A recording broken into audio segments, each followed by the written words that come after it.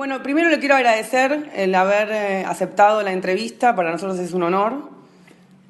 Sí, Hoy vamos a presentar un informe que está basado en su libro sobre Severino Di Giovanni, el idealista de la violencia, así que vamos a hacerle algunas preguntas con respecto a Severino y a su libro. Entonces, le preguntaba por qué elige hacer un libro sobre Severino Di Giovanni. bueno, mire, yo trabajaba en el diario Clarín como periodista y uno de mis redactores, yo era jefe de políticas, uno de mis redactores era Félix Luna, historiador, que había sacado una revista que se llamaba Todo es Historia. Sí. Y entonces, como él me veía siempre leer libros sobre el anarquismo, el socialismo libertario, etcétera, etcétera, me preguntó si yo no quería hacer una nota sobre los anarquistas en Argentina. Sí. Y fue un movimiento muy importante allá por los finales de 1890 y de las primeras décadas del siglo pasado. Y le dije, bueno, con sumo gusto. Y entonces comencé a leer los diarios anarquistas de la época y me encontré con la figura de Severino Di Giovanni. Bueno, realmente era el hombre más perseguido de la historia, evidentemente. Es decir, el hombre, según los diarios del medio, era el hombre más malo de la República Argentina, que había pisado suelo argentino. Bueno, me causó extrañeza y me causó curiosidad, y me puse a investigar. Encontré un enorme material, y encontré a los sobrevivientes del grupo de Di Giovanni, a los compañeros que lo habían acompañado en sus atentados, etcétera, etcétera. Bueno, y finalmente encontré sus cartas de amor y sus cartas a los compañeros, sus artículos, etcétera, etcétera, y me di cuenta que era un hombre excepcional, ¿no?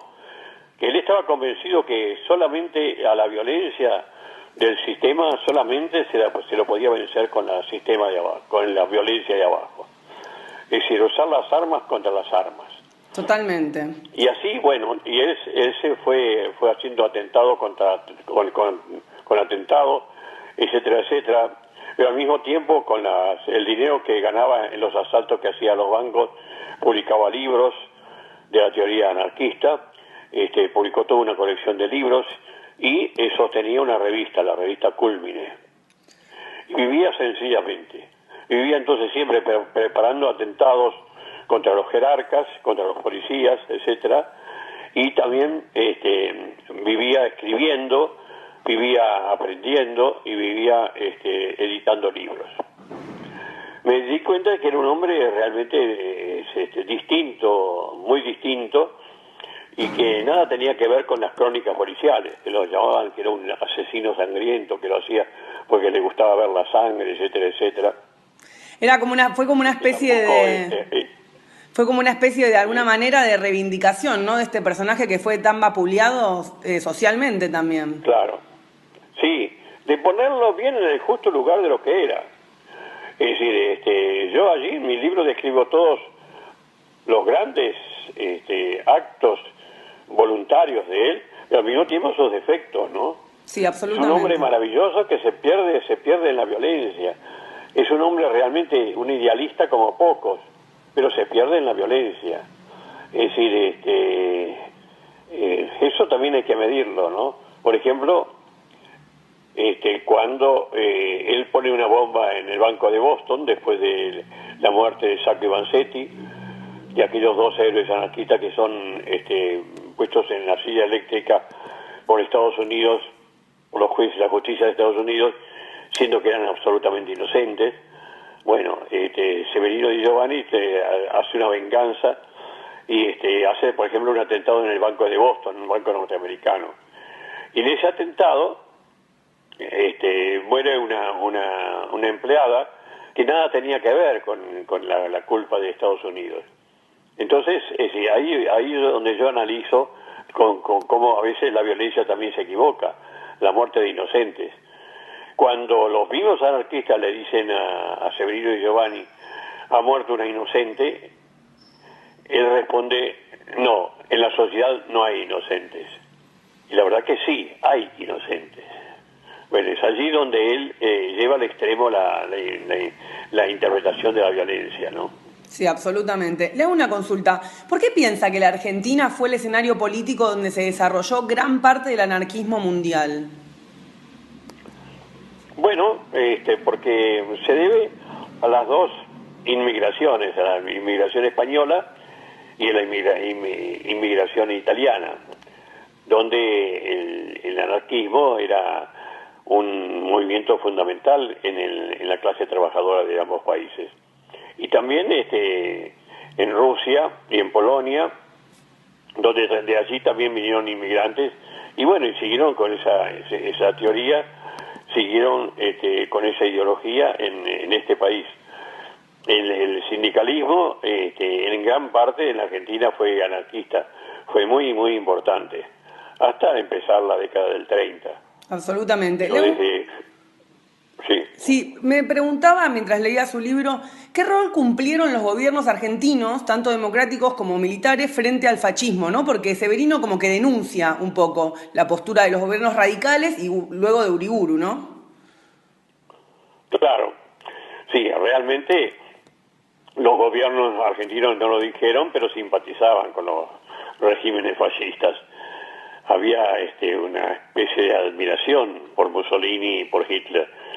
Eso no se puede descontar, ¿no? Entonces, así que Argentina va a ser el último país que le declara la guerra a Alemania e Italia, y lo hace para quedarse con las propiedades, ¿no? Es decir, Perón declara la guerra a Alemania en marzo de 1945, es decir, cuando la guerra ya se terminaba. Claro. Es decir, antes fue absolutamente neutral y recibió a muchos refugiados nazis y fascistas que llegaron al Río de la Plata. Exactamente. Y después le pregunto lo siguiente, ¿por qué Severino y Giovanni era tan peligroso para la seguridad nacional?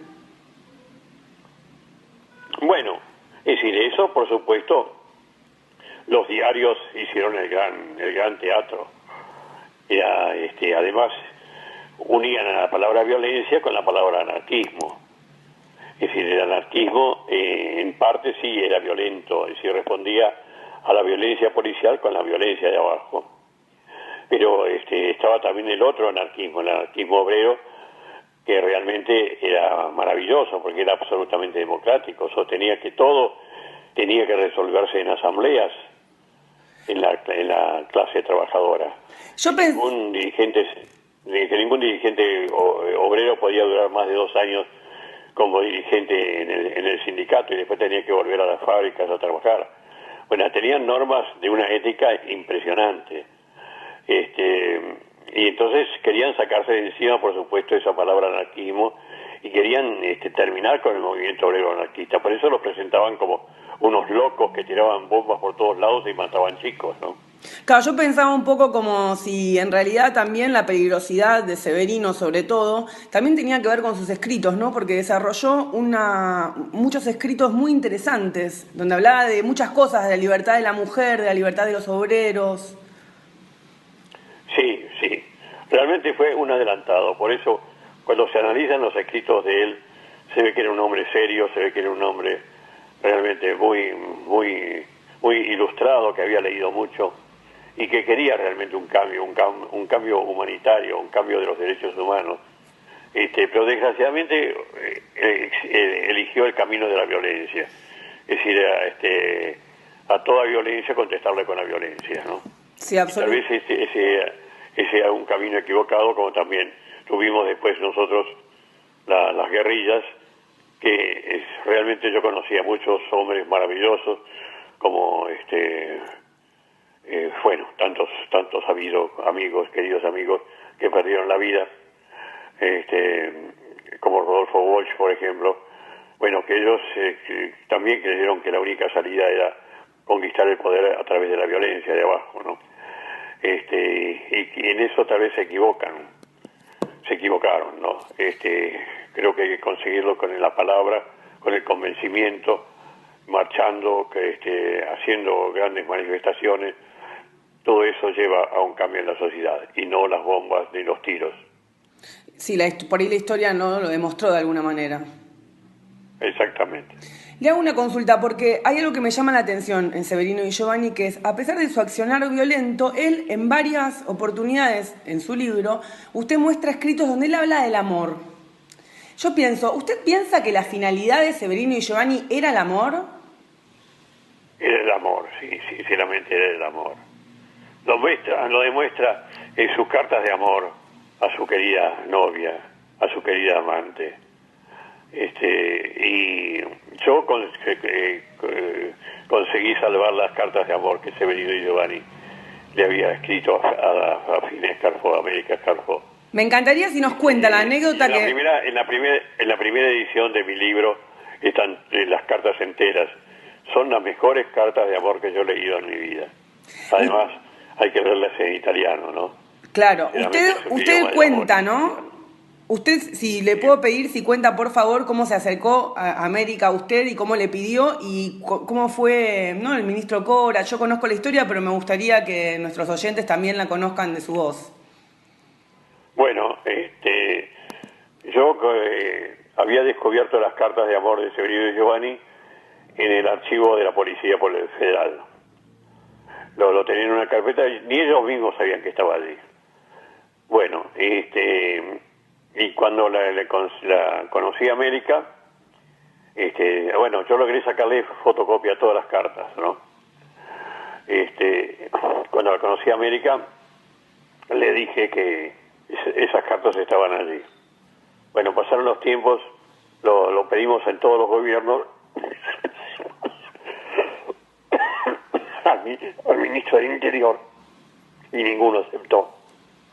Y el primero que aceptó fue Carlos Corach, que yo hablé con él, me dijo que cómo no, que lo iba a entregar. Pues yo dije, las cartas MOR no son documentos policiales, no tienen que estar allí, tienen que estar en manos de quien las había recibido, esas cartas. Bueno, se hizo un acto donde Carlos Corach, bueno, hizo un pequeño discurso donde él se dijo que había sido el hombre que había logrado esto por primera vez, este acto de justicia y todo esto. Yo no dije nada porque, bueno, me pareció muy bien que esas cartas volvieran a las manos de Fina Scarfo, de esa mujer maravillosa que fue la amante de Severino. Y la compañera de lucha, ¿no? Como la compañera de vida, sí, de él. Y de lucha, ¿no? De alguna manera. ¿Y de quién? Y de lucha, digo, que fue su gran compañera de lucha, siempre lo apoyó. Compañera de lucha, claro, lo ayudó siempre en todas las cosas. Bueno. Volviendo un poco a América Scarfo, yo me preguntaba, porque después ella cuando muere Severino, ella edita, ¿no? Y se dedica un poco a editar escritos. ¿Esto es una continuación del sueño de Severino? Claro, ella trata de cumplir los sueños de Severino. El día en que lo fusilan a Severino Di Giovanni, que ella lo visita en la cárcel, en la penitenciaría, al día siguiente fusilan a su querido hermano, es decir, que era también del grupo de Di Giovanni. Bueno, esas dos pérdidas enormes tiene esa niña de apenas 19 años, y sin embargo, cómo supo seguir su vida, una vida increíble, una vida dedicada al trabajo a la difusión de las ideologías anarquistas, y puso ella una librería, una preciosa librería que quedaba en la calle Tucumán, al 500 por allí. Yo la visité muchas veces esa librería, y al finalmente, cuando ya fue muy vieja ella, muy anciana, se fue cerrada. Claro. Fue la mejor librería anarquista que hubo durante los gobiernos democráticos, ¿no? De alguna manera cumplió, ¿no? Pues yo creo que un poco era el fin de Severino Di Giovanni era ese, ¿no? En el final de su vida era ese. Se dedicó mucho a eso. Era ese, pero ella lo hizo sin violencia, ¿no? Es decir, a través de la lectura, a través de la enseñanza. Muy bien. Una mujer magnífica, yo tuve largas conversaciones con ella. Sí, se nota en sus cartas, ¿no? Y en el libro un poco, yo creo que se refleja la grandeza de esa mujer. Sí. Le hago una pregunta. Una vez que llega al poder Uriburu y ante los peligros de ser asesinados, la mayoría de los anarquistas abandonan el país. Pero Severino Di Giovanni decide quedarse, a pesar de que es advertido de que está en peligro. ¿Por qué cree que él toma esta decisión? Y él tomó esa decisión porque era un hombre muy valiente y de mucho coraje, y que creía que irse del país estaba mal.